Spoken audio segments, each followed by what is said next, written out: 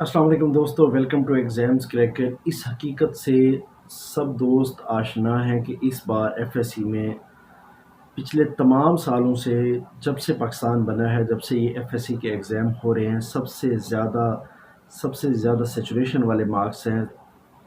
Top پہ بھی زیادہ مارکس ہیں، مڈ میں بھی زیادہ مارکس ہیں، نیچے بھی زیادہ مارکس ہیں۔ تو ایک سوال پیدا ہوتا ہے کہ اس بار یونیورسٹیز کے وہ پروگرام جو خالصتاً آپ کے ایف ایس سی کے مارکس پہ ڈپینڈنٹ ہوتے ہیں، یا وہ پروگرام جو خالصتاً آپ کے ایف ایس سی اور میٹرک کے مارکس پہ ڈپینڈنٹ ہوتے ہیں، ان کا میرٹ کیا رہے گا؟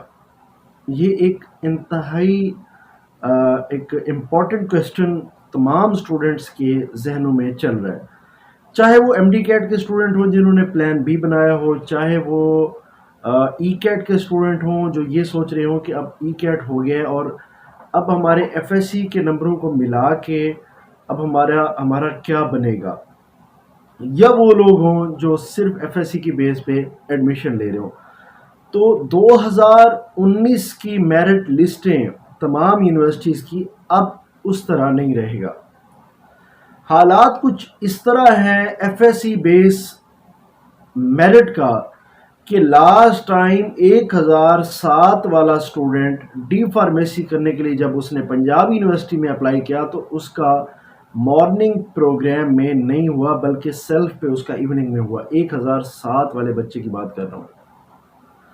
اندازہ لگا سکتے ہیں کہ اس سال جب ایف ایس سی کے مارکس بہت زیادہ ہو گئے ہیں، جب ایف ایس سی کے مارکس اوورال پالیسی کی وجہ سے بہت زیادہ ہیں، تو کم سے کم 15 سے 20 نمبر کم سے کم ہر ڈسپلن کے آپ اوورال بڑھا کے اندازہ لگائیں۔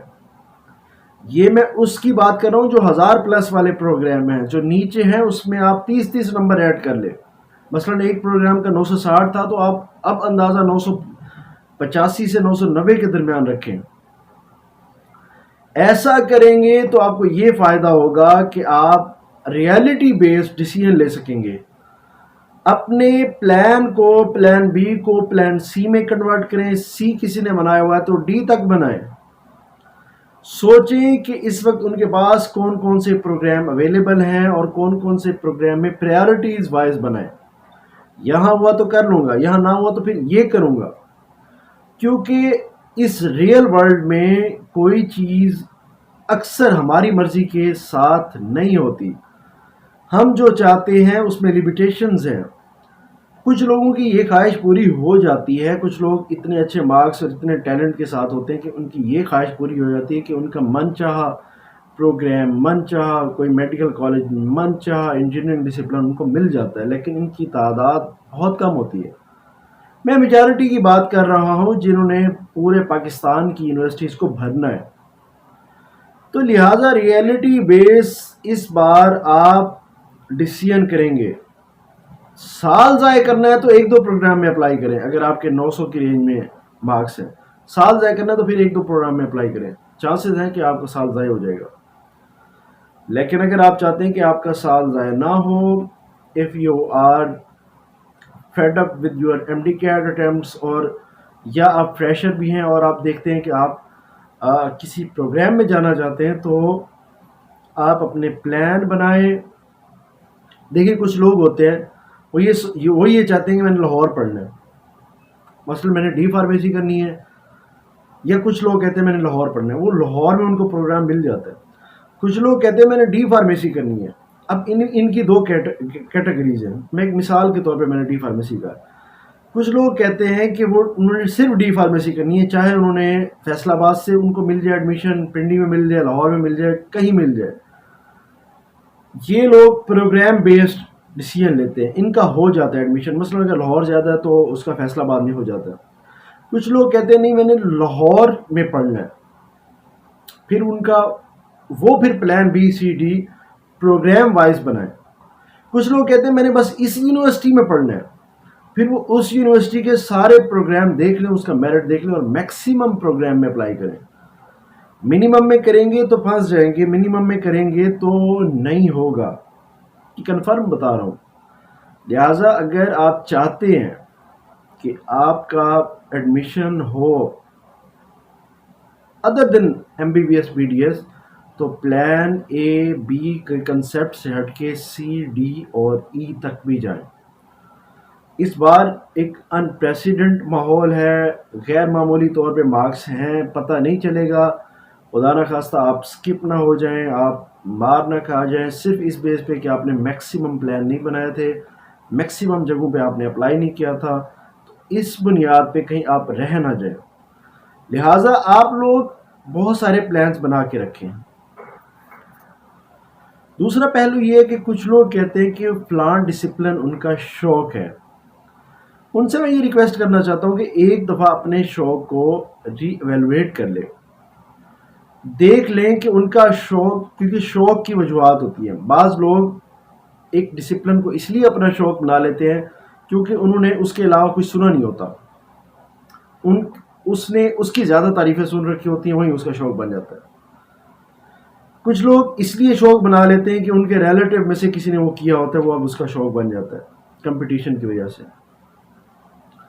کچھ لوگ اس لیے شوق بنا لیتے ہیں کہ ان کو پتہ ہوتا ہے کہ میں اس ڈپارٹمنٹ میں فٹ ہو جاؤں گا۔ یہ اصل لوگ ہوتے ہیں۔ وہ لوگ جو صرف کمپٹیشن یا پیئر پریشر میں کوئی ڈسپلن لینا چاہتے ہیں، وہ پھر کیریئر اورینٹڈ دیکھیں، وہ ڈسپلن لیں جو سیچوریشن میں نہ ہو۔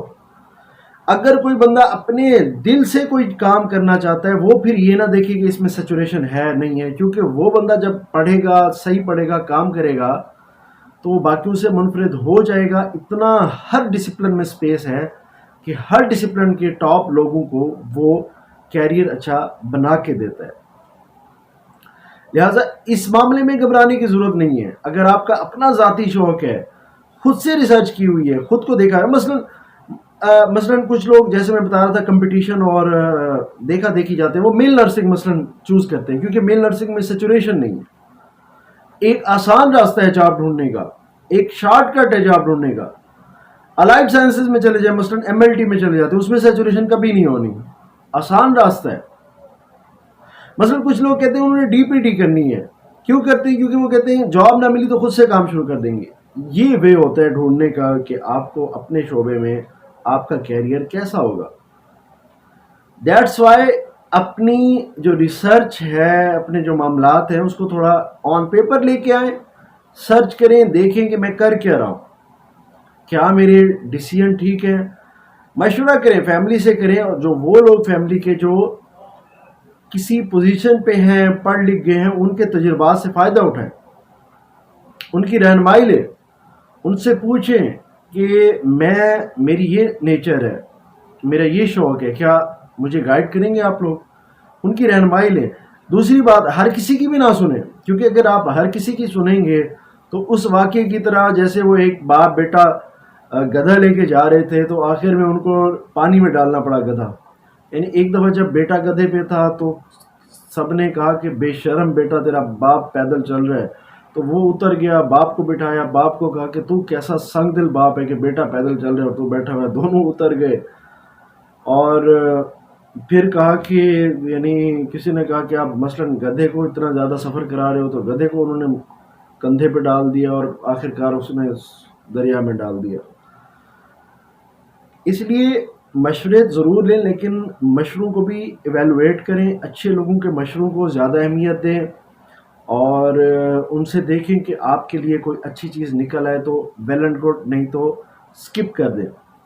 لہٰذا میں دوبارہ اس کو ریپیٹ کرنا چاہتا ہوں کہ اس بار اپنے پلانز کو ABCDEF جہاں تک بھی لے کے جا سکتے ہیں اپنی پریارٹیز وائز، کیونکہ کچھ لوگ، میں نے آپ کو 3 قسم کی کیٹیگریز بتائی تھی کہ کچھ لوگ صرف محدودیت کی وجہ سے کوئی شعبہ سلیکٹ کرتے ہیں، کچھ لوگ ریلیٹیوز یا یعنی پیئر پریشر کی وجہ سے کرتے ہیں، اور کچھ لوگ ذاتی شوق کی وجہ سے کرتے ہیں۔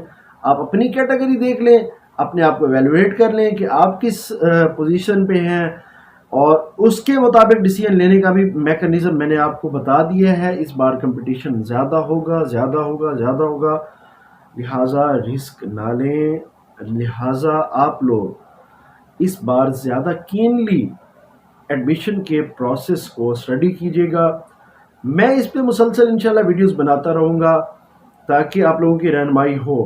جو ای کیٹ والے ہیں ان کی بھی انشاءاللہ جلدی بنائیں گے کہ اس بار میرٹ کیا رہے گا. زیادہ کوئی خطرناک باتیں ہیں نہیں, صرف ایف ایس سی میں پش کی وجہ سے تھوڑا بہت میرٹ ہائی ہونا ہے, لیکن جو اینٹی ٹیسٹ کے سٹیٹس ہیں وہ کوئی اتنا الارمنگ نہیں ہے. مجھے اجازت دیجیے, اللہ حافظ.